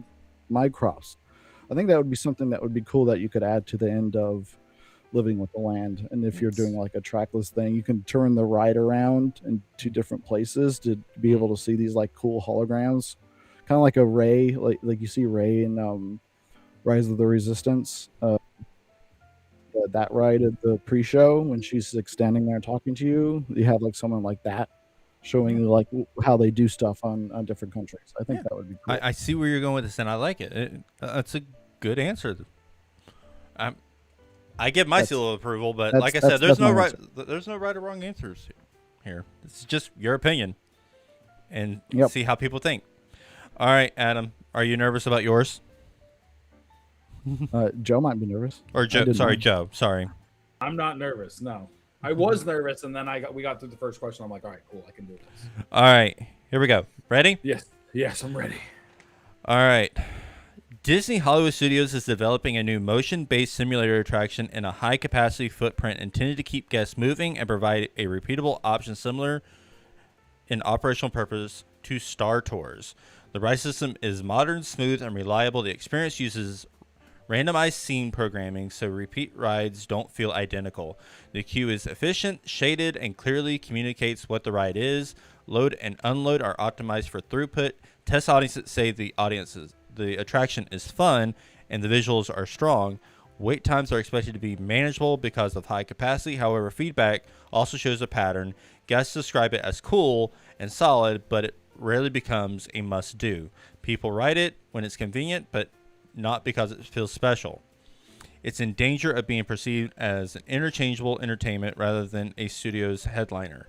The constraints are Disney does not want to increase intensity, expand the building footprint, or add a new IP. The ride's randomized scenes and operational model are locked. So your question, what is the one missing element you would add to transform this repeatable attraction into a must-do experience? Okay, so clarification question. Okay. Did you say what the theming was? Because you said that the theming cannot change. They're not doing any of that stuff. The scenario did not name one. Okay. But if you would like me to name one to make it easier on you, well, let's see. You know what? In honor of my wife, we'll say it's a GMR type thing. Great movie ride. Great movie ride. Okay. Sorry, So, Roxy. So the question is what?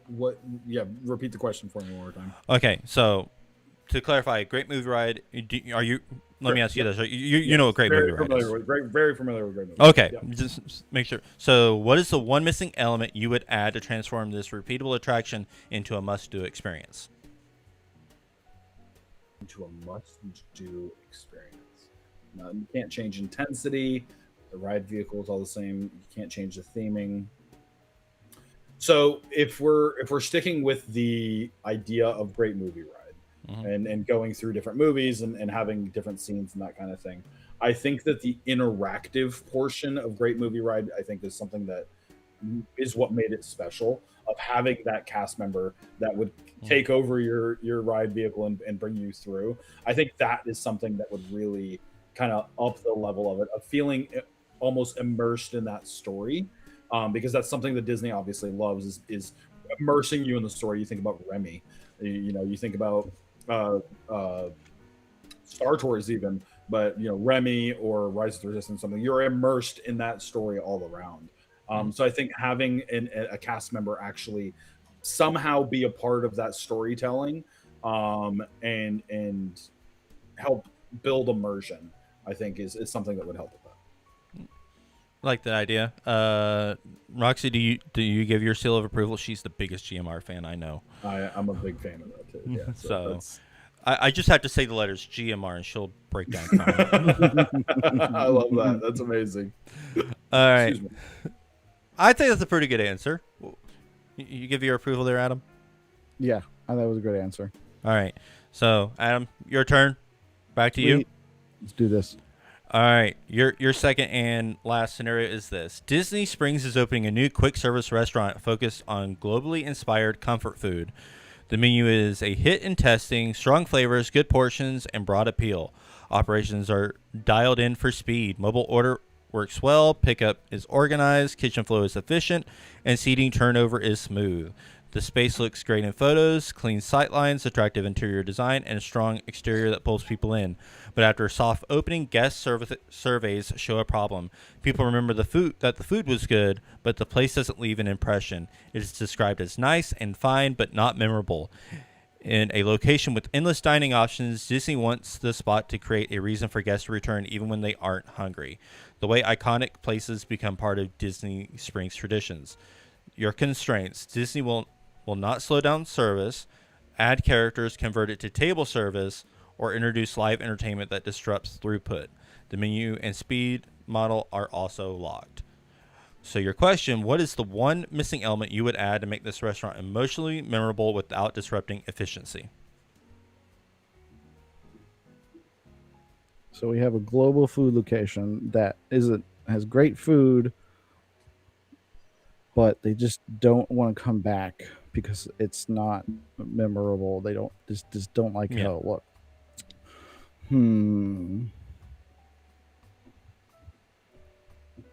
That's a tough one. It is. Yeah, the first one was easier. I think what would be cool, hear me out on this. Yep, I'm listening. We're listening. Everyone has an opinion on what countries are missing from World Showcase. Mm-hmm.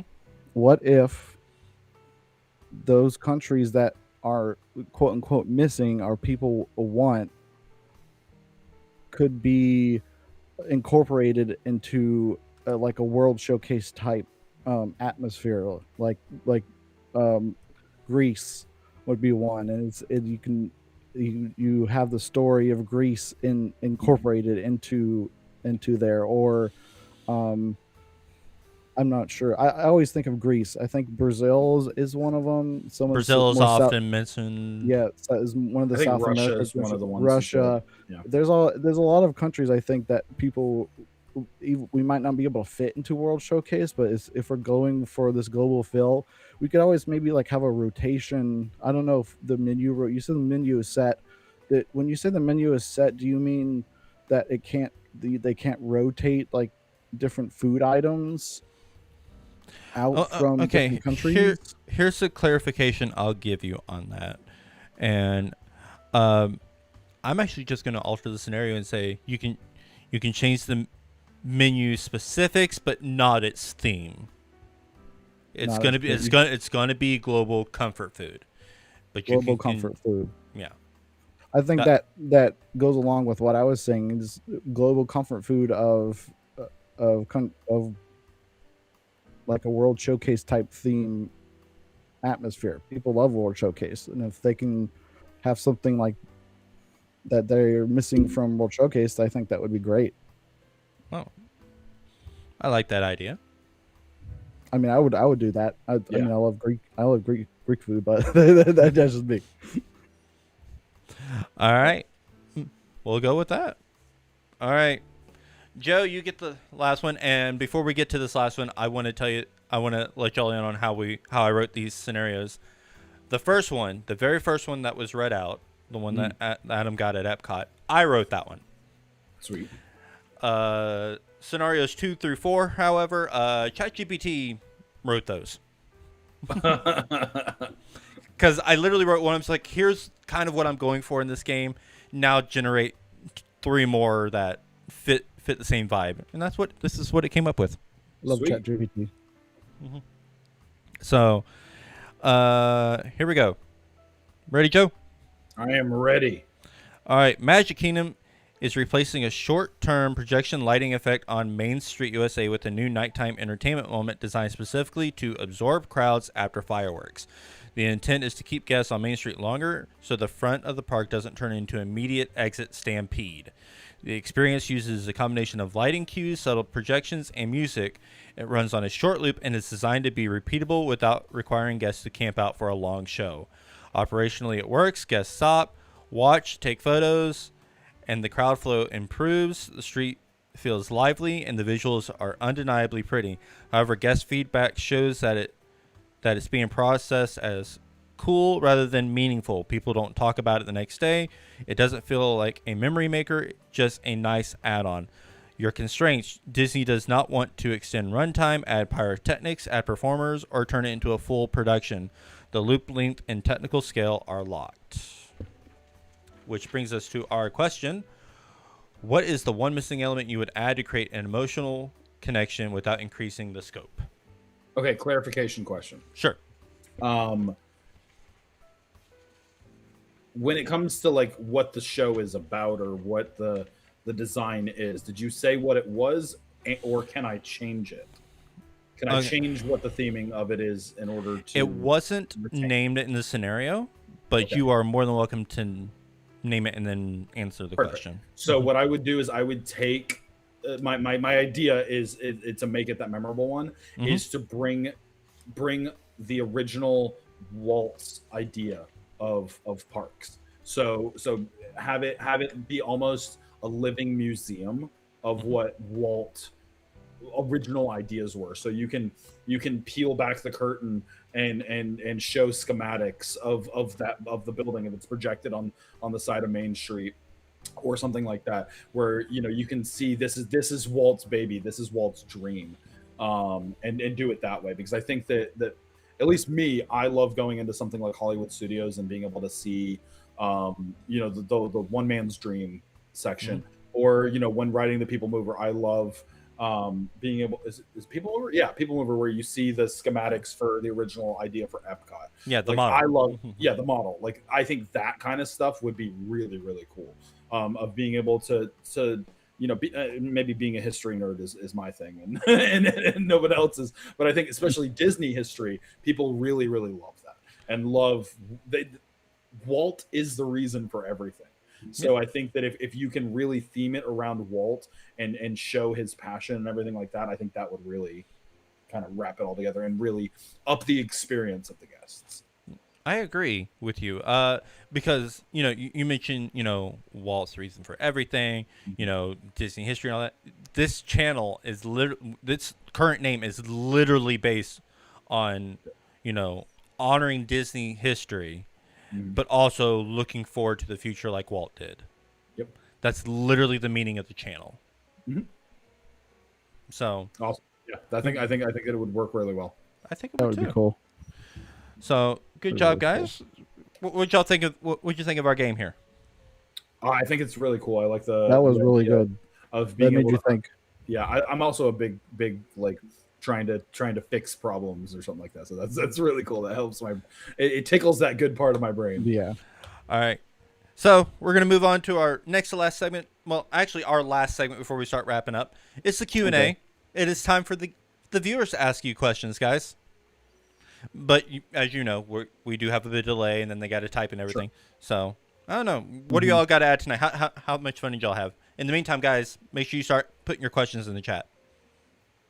It was great. Yeah. I had such a good time tonight. It was really, really fun. Yeah, no, I really appreciate you having us on. This is super fun. Had a great time, and it was honestly the game was super duper fun too. Yeah, that was great. Yeah, that was really fun. It tickles that good part of my brain where I love trying to fix problems, and anything if I can do that with Disney related, that's really fun. Yeah. So while we continue to wait for the questions, I want to give y'all each an opportunity to promote something. So promote something y'all work on. Go ahead. Joe, you want to go first? Yeah, so I am on most and all social medias at Joe the Bearded Nerd, um, as well as Single Writers. Obviously, we are the Disney adult and other theme park enthusiasts dating app and friendship app. So please check us out. We are on Instagram and TikTok as at Single Writers app. We're putting information out right now, and hopefully going to be launching beta somewhat soon. Okay. Ooh, as far as your personal TikTok goes, you're Josie. Joe the Bearded Nerd. Joe the Bearded Nerd. I knew that. It just slipped my mind. Yeah. Anyway, what kind of content should people expect on that as far as, content rating? Things like that. Oh, content rating, definitely pushing the PG-13, if not further on. So definitely think about that. Because I am very unfiltered when I am online, because that is who I normally am. That's the word. that's who. I was going my inner pirate. I am generally speaking in a private and not work setting, a pretty unfiltered person, and so my ideas sometimes are crazy, and I again, the content that I make I think is funny, and so as long as I can make myself laugh, that's the content that I make. And so sometimes it's a little raunchy, and so just be aware if you do end up coming over to say hi. Yeah, I will attest to two things. One, I have checked out his content, and I've seen that edge. And I will also attest to the fact that when we did our tech test, because this is the first time I've hosted two guests at one time, so I had to test to make sure I could do that. And at the end of the test, I said, "Hey guys, got any question for me?" The one question Joe asked me, what rating? What kind, should I censor myself? I'm just like, well, we typically run TV PG. Understood. What can I can and not say? Yeah, exactly. All right. Yeah. I'll give Adam a chance to promote something before we move on to the questions, because we got two in the chat. So what I was gonna promote is we are looking for help with the Single Writer app. Any programmers, any user interface designers, and if you have that type of experience, you can message us on our TikTok. You can also email us. I think it's singlewritersofficial01@gmail.com, and follow us on TikTok for any of the updates. We'll let you know when beta is going to start. Hopefully, what we said, spring 2026, and yep, that's what I have to say. All right. So first question from David and Essie. Hey, David. Haven't seen you in a while, my friend. Question he says for Adam, but I think he meant for Joe, because Joe's the WWE fan. Yeah. Okay. How do you feel about the John Cena finish? This is what we were talking about behind the scenes. Yes, this is what we were talking about before. Yeah. So I was actually at the match. I flew up to DC because my girlfriend lives up there. I think my thought process on the finish has kind of evolved over the past week. Because oh my goodness, it's been a week now. Oh my gosh. Yeah, I know, it's crazy. So initially, myself and 95% of the fans that were there were stunned at the finish. All of the other matches obviously ended in cheers and everything. It was almost silent when that finish happened in the crowd. It was we were kind of just stunned the way that it happened. I was really upset, that he tapped out initially, but I think after watching his interview with Cody Rhodes that he did this past week, and trying to kind of understand the story that they were trying to tell, and how he realized that it's time and he's going out on his own terms, I think I'm starting to be a little bit more okay with the finish, and honestly, just making Gunther the biggest heel in the industry right now is pretty fantastic. Oh, absolutely. Seeing him on Monday just get booed out of the building was amazing. Essentially, because he couldn't. It got to the point where it used to be with Dom Mysterio, where he couldn't talk without being booed. It was he got booed out of the building essentially, and so Absolutely. it was I really like that because again we need a good heel like that, like especially on Raw because you don't really have a big heel like that. I'll be honest. When I was watching Saturday Night's main event last week, I kept waiting for Edge's music to go off. Me too. So my thought process was that he was either going to get hurt before the show and Edge was going to come out, or during the show Edge was going to come out. I was talking to a guy that I work with that actually used to be a photographer for WWE back in the day, like Bruno Sammartino days. Oh, wow. Yeah, no, and he actually was the guy that took the photo of Vince and Andre in the hallway. He was that guy that took that photo. And we were talking and he's like, his idea was that like the match is going to go and then about halfway through you're going to have Miz come out and then you're going to have like all of the major heels of Cena's match, of Cena's history come out, and then at some point he's going to take them out, and then you finish with like even Randy coming out, and then you finish with Brock coming out. Cena finally actually knocks him, and then Gunther gets him, and we were theory crafting of like that would be an absolutely amazing finish to that. But the way that it did, where there were no interruptions, there was nothing, it was just the two of them for the 25 or so minutes that match was, I was a little bit disappointed in that. I'm not gonna lie, because I would have loved to hear Edge's music, man. That would have been the pop that he would have gotten. Oh, that place would have gotten included. And I could go on and on about talking about this, but we don't have all night. Yes. So we'll move on, but there's so much to be talked about there. Yes. Leo asks, and you did briefly mention it, but I'll give you a chance to go more in depth. He says, is the app ready for beta testing anytime soon? So we're hoping to launch our beta tests in the spring. We do on both of our social medias, on TikTok and on Instagram. We do actually have a link to sign up for the beta. I don't know what we're going to cap the beta at. We have quite a few people that have signed up right now. Yeah. And so we are going to randomly choose, obviously, to make sure that it's fair for everybody. But we will have a beta. We do have a beta sign up right now, as well as when you put your email in there, we'll be able to send like a newsletter out to let you know that everything's ready for it. But yeah, so there's a link in our profile to be able to do that, to be able to see where to be able to sign up for the beta. So we're hoping for spring of 2025 or 2026. Sorry, for that. All right. And we have one last question. This will be our last one before we start wrapping up.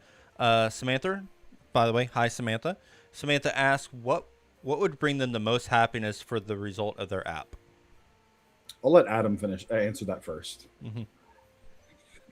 I think we touched on it earlier, is just having that place for people to come to be understood about their passion for Disney and other theme parks.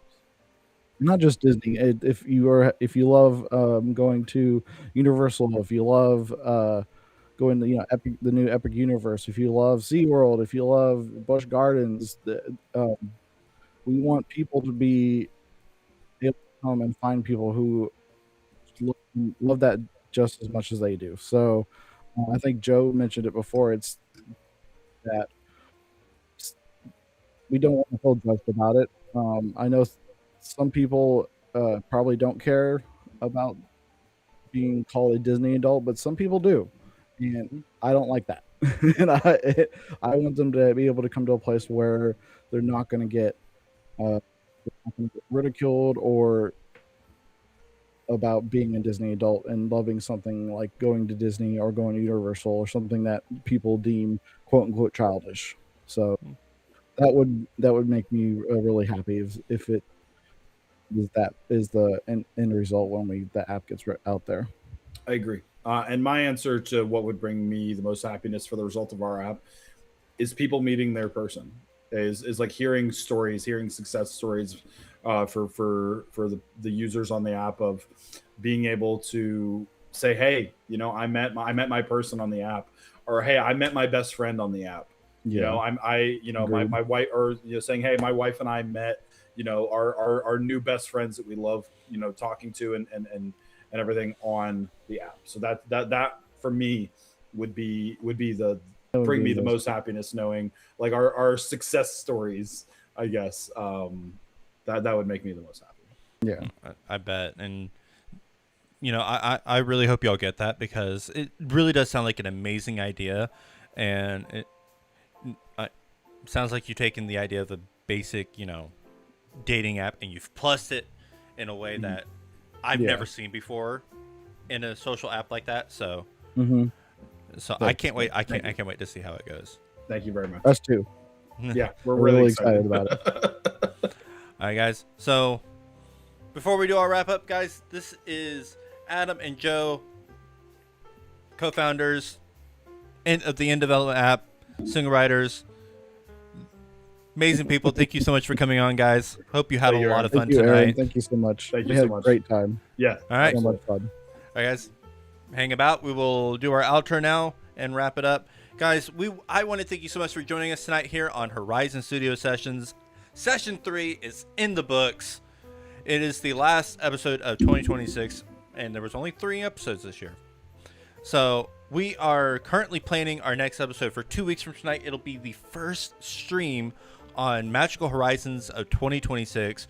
We will be welcoming on Mike and Steph from Adventures of Mike and Steph, and we will be talking about, we'll basically be previewing Festival of the Arts and Disney on Broadway, the Disney on Broadway series.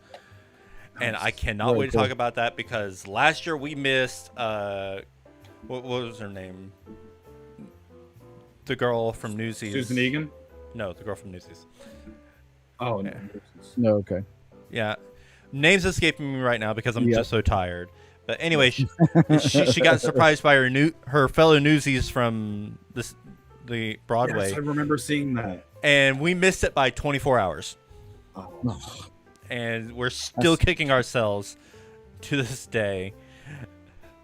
So we'll talk about that, because Mike and Steph were with us that day when we streamed that day.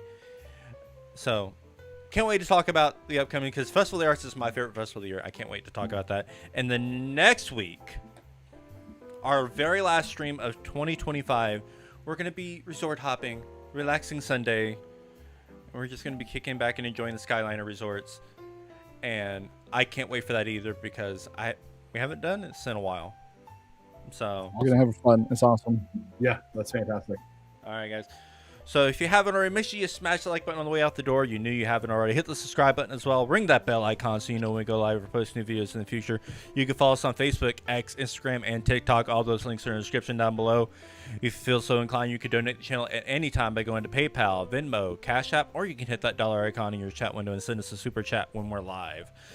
If you want to become a monthly ongoing supporter of the channel, you can do so by going to patreon.com/Magic Horizons YT. That is patreon.com/Magic Horizons YT. And we want to say thank you to our patrons right now. They are the Park World's Jonathan and Kim and Gillenag, Theodore and Timothy. Thank you all so much for supporting this channel on an ongoing basis the way you do. We also want to say thank you to our moderators. They are Jeff, Kim, Jonathan, Sheree, Sam, Jennifer, and our team captains, Leo and Tony. Leo's in the chat, holding it down like he always does. Thank you all so much for being our moderators on this channel. Me and Roxy appreciate you so much. Thank you, mods. We want to talk about our favorite internet radio station, Park World Radio.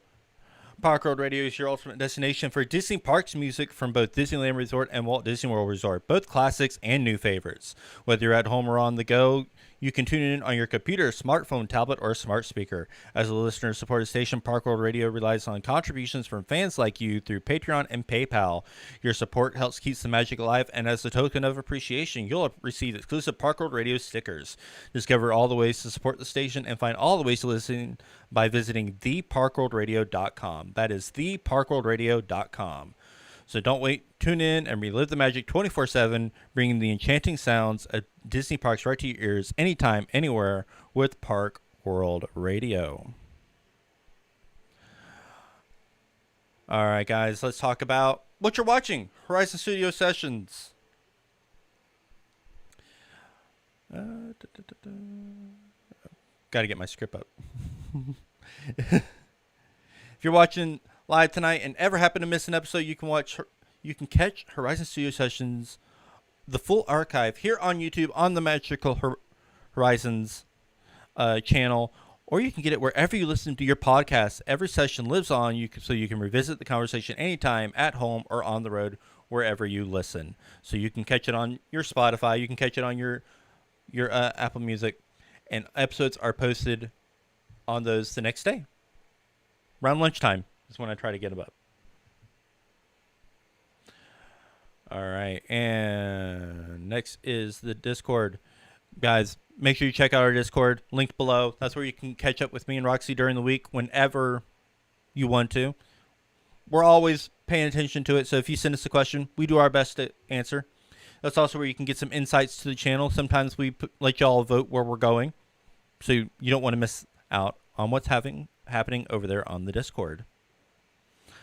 I want to also encourage you to check out Roxy's channel, Life with Roxana, where she posts everyday life vlogs, Disney craft DIY tutorials. She posts some Disney vlogs as well, and so much more. Go support my wife on her channel, Life with Roxana, and experience the magic of seeing Disney through the eyes of a mother. And finally, we want to talk about the Disney Streamer Network. The Magical Horizons is proud to be a part of the Disney Streamer Network, a collaboration of independent creators who share a passion for bringing the magic of the Disney parks to viewers around the world. The Disney Streamer Network is your gateway to discover an ever-growing collection of live streams and videos created by fans for fans.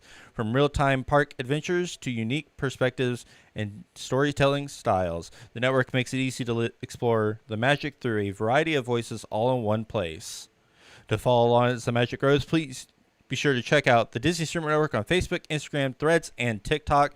And you can watch it anytime, anywhere by going to dsn.disneystreams.com, I believe it is. And you can watch it anytime, anywhere, in the multi-view. I think Joe's trying to confirm for me. Okay, it is .com. You'd think I would have that memorized, but I don't. Thank you. All right, guys. That brings us to the end of the episode. All right, guys. That's a wrap. So, Thank you. Thank you so much for having us. Thank you. This episode was about as fun as I thought it was going to be. Oh, yeah. Yay. We're not boring. I mean, I'm not boring, at least. Well, I try not to be boring. Joe's boring. No, I'm kidding. Oh, no. Did you hear I what he thought I was the said? boring one. Dale's very upset right now. Yeah. Dale is upset. Chip has a chip on the shoulder. I do have a chip on my shoulder. See. Anyway, guys, once again, thank you so much for coming on the show. I was glad to host you and very interested to find out about your forthcoming venture here. Yeah, we're really excited to share about it, and obviously we'll put out as much information when we can. Yeah, thank you for having us. It was a lot of fun. All right, guys. Once again, thank you so much for joining us. I hope you have a wonderful rest of your Sunday night. We will see you next Sunday from on Disney World property when we go hopping around the Skyliner resorts. Until then, we will see you real soon, and may all your dreams be magical. Have a great week, everyone. Merry Christmas to you and yours. Merry Christmas. Happy holidays. And we will see you real soon. Love you all. Night. Bye, guys. Night.